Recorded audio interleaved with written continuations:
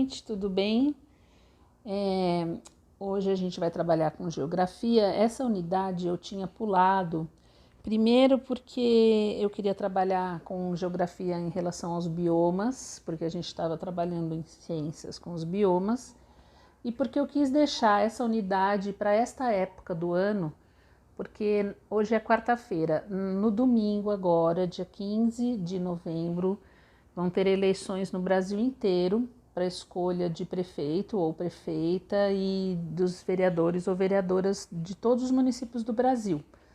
Então é um momento bem importante e esse assunto é bem importante também.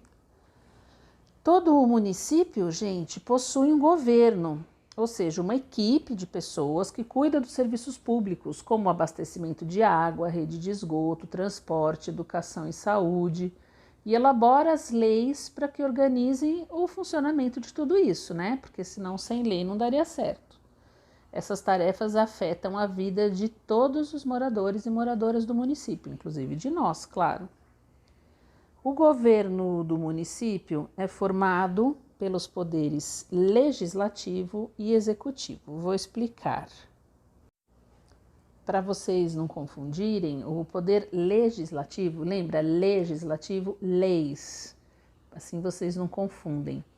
O poder legislativo municipal é formado por vereadores e vereadoras que trabalham na Câmara e são responsáveis por criar as leis do município e fiscalizar se os serviços públicos oferecidos estão adequados às necessidades da população, entre outras funções. Cada município tem uma quantidade de vereadores e vereadoras que varia conforme o número de habitantes e as leis do município. Aqui em São Paulo, por exemplo, são 55 vereadores, tá bom?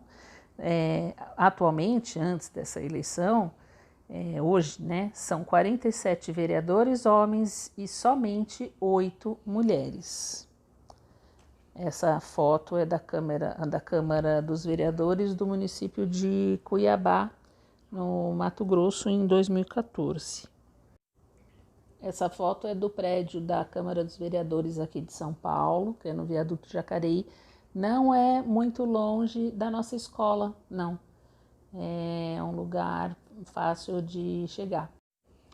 O poder executivo municipal é exercido pelo prefeito ou prefeita e pelo vice-prefeito ou vice-prefeita, auxiliados pelos secretários e secretárias municipais escolhidos pelo próprio prefeito e responsáveis pelos serviços públicos. O poder executivo é responsável por aplicar as leis, ou seja, ele executa o que é decidido pelo poder legislativo.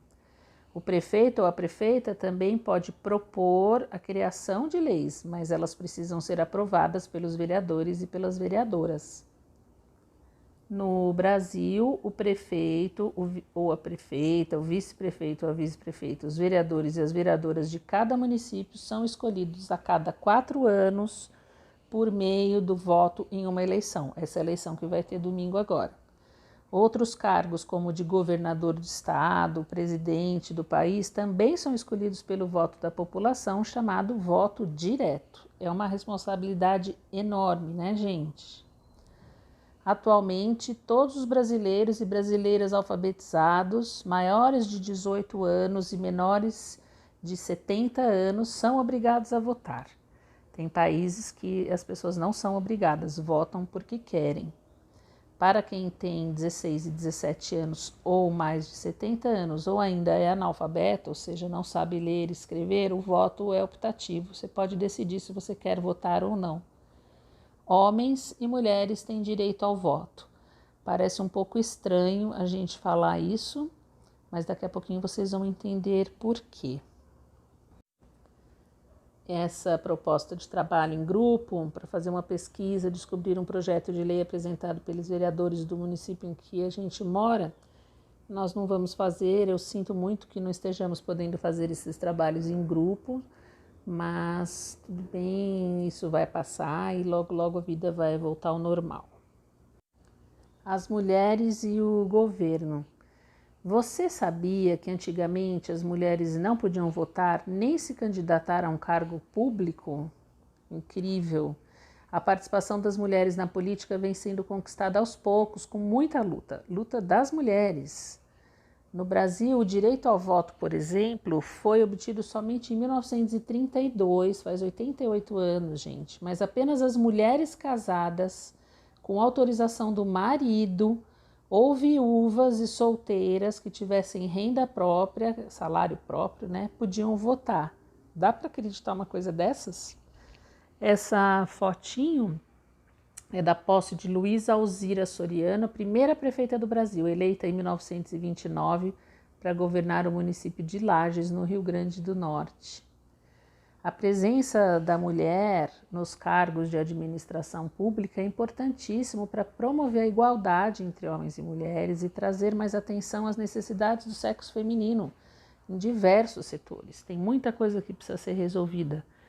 No entanto, isso ainda não é uma realidade no nosso país. Leia abaixo o trecho de uma notícia sobre as eleições municipais de 2016.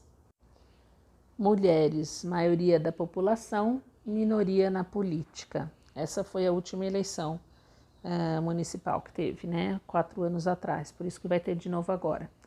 No primeiro turno, realizado no dia 2 de outubro, 5.509 municípios decidiram quem vai comandar as prefeituras nos próximos 4 anos.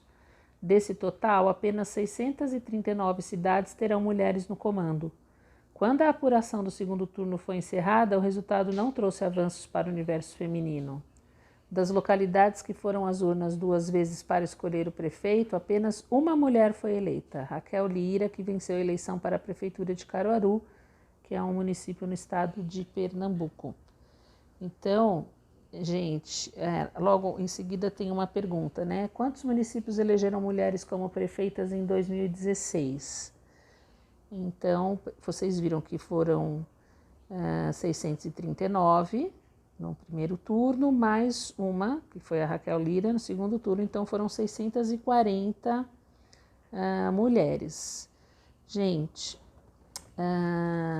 depois fala assim, em sua opinião, o resultado dessas eleições mostrou uma participação grande ou pequena das mulheres no cargo de prefeito? Explique.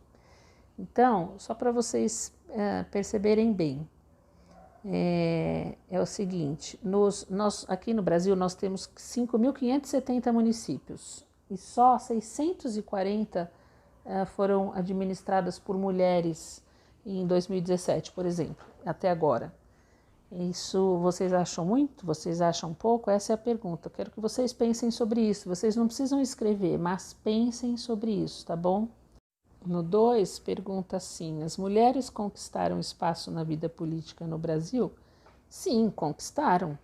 De 1932 para cá, conquistaram bastante espaço graças à luta das mulheres, como eu tinha falado, mas ainda falta bastante, né, gente? Tem muitos assuntos que precisa ser discutido por mulheres, porque fazem parte do universo feminino. Assuntos que homens não estão preparados para conversar e para resolver, né? Homens que não vivenciam o dia a dia de uma mulher. Então, eu quero que vocês pensem sobre isso, porque tem muitas, olha, até hoje tem, eu acho que eu já comentei isso com vocês, uma empresa, por exemplo, um homem e uma mulher exercendo exatamente o mesmo cargo. O homem recebe um salário maior do que a mulher. Vocês acham isso justo? Então, tem muitas coisas que precisam ser conversadas, a questão de a divisão do trabalho em casa, né? Porque até pouco tempo só a mulher que fazia os serviços de casa, como lavar roupa, passar roupa, cozinhar. Então, esse trabalho precisa ser dividido, se tem um homem e uma mulher morando na mesma casa. A questão da violência que tem nas ruas, muitos homens que ainda são violentos com mulheres, isso é uma realidade no Brasil e no mundo, que também precisa ser discutida.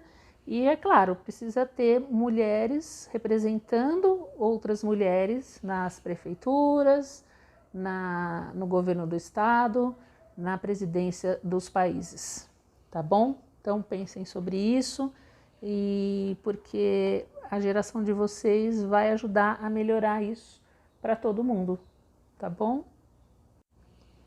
impostos e taxas. Os governantes municipais, além dos estaduais e federais, são responsáveis por diversos serviços públicos, como eu já falei. Mas quem paga por esses serviços? Para que os serviços públicos possam ser oferecidos aos habitantes do município, ou seja, nós, são arrecadados impostos. Um deles é o Imposto Predial e Territorial Urbano, que é o IPTU. Outro é o Imposto Territorial Rural, ITR. Esses impostos são cobrados de pessoas e empresas que possuem alguma propriedade, ou uma casa, um terreno, um galpão, um apartamento, no espaço urbano e no espaço rural do município, respectivamente. Além dos impostos, os habitantes do município pagam taxas pelo uso da água encanada, energia elétrica, telefone, transporte público. Mas será que todos os moradores são atendidos pelos serviços públicos do município? Estamos na página 64. Observe essa fotografia. É uma residência sem luz elétrica no município de Cotegipe, na Bahia, em 2013.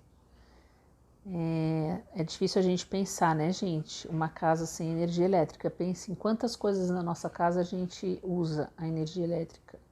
Que tipo de serviço público falta nessa moradia? Por que esse serviço é tão importante para os moradores e moradoras do município? A energia elétrica é fundamental para várias atividades cotidianas, né, da gente. Quem é responsável por oferecer esse serviço dos municípios? A prefeitura. Converse com os colegas e a professora. Você percebe a falta de algum serviço público no município em que vive? Qual? Aqui, gente, perto da escola, perto da casa da gente, que nós todos moramos mais ou menos perto, a gente não sente falta de nada porque a gente tem tudo, né? Olhando só por aqui, quem anda só por aqui vai falar, nossa, que cidade incrível, maravilhosa, não falta nada para ninguém, mas não é assim. São Paulo é um município muito grande, tem muitos lugares afastados que faltam muita coisa mesmo. A gente agora que vai votar para prefeito ou para prefeita, a gente tem que observar muito as propostas de cada um, ver o histórico de cada candidato ou cada candidata, porque falar bonito todos falam, né? Prometer é fácil, mas a gente precisa ver o histórico de cada um, o que cada um representa, o que pode trazer de melhoria para a nossa cidade, isso é bem importante. Agora observe essa fotografia. A situação apresentada na fotografia ocorre no lugar onde você vive? O que você sente quando vê isso?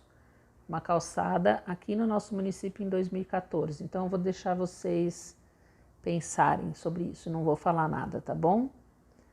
Praças, ruas e calçadas são espaços públicos. Explique com suas palavras o que são espaços públicos. Dê outros exemplos, né, gente? Porque os espaços públicos são locais equipados pelos governos, tem que ser equipados pelos governos e que todas as pessoas podem frequentar. As estradas são espaços públicos, hospitais, escolas públicas, postos de saúde. Não a nossa escola, por exemplo, que é particular, pertence a uma pessoa, mas há muitas e muitas escolas públicas que qualquer um pode estudar e deve estudar, né? Todo mundo tem direito à escola. Se você não tem direito para pagar uma escola particular, você vai estudar numa escola pública. É a mesma coisa com hospital, a mesma coisa com postos de saúde.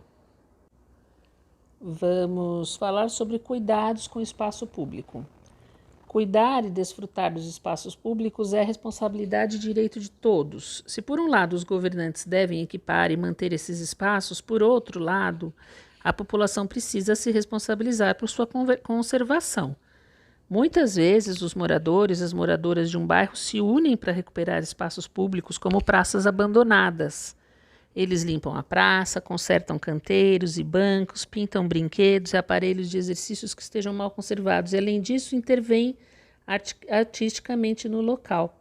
Você gostaria de fazer o mesmo em um espaço público no município onde você mora, numa praça, num parque? O que você transformaria?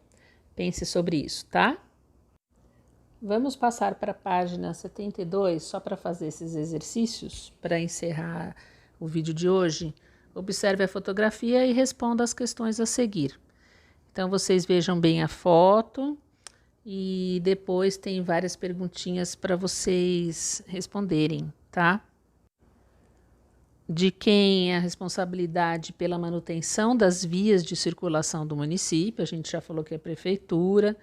Quais riscos essa situação desse buraco na rua no município de Dianópolis, no estado do Tocantins, quais riscos essa situação traz para a população? Né? Um risco de acidente com pedestres, com veículos. Em sua opinião, os direitos do cidadão ou da cidadã que moram nesse local estão sendo atendidos? Por quê? O que vocês acham?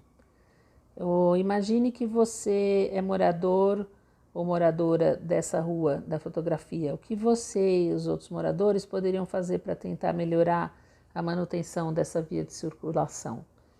Pensem sobre isso, tá bom? Bom, o vídeo de hoje eu termino aqui. Tem mais algumas páginas dessa unidade, mas eu vou fazer um novo vídeo para esse não ficar muito longo e vou mandar na sexta-feira, que eu gostaria de mandar antes da eleição, tá? Então, um beijo para vocês e até o próximo vídeo.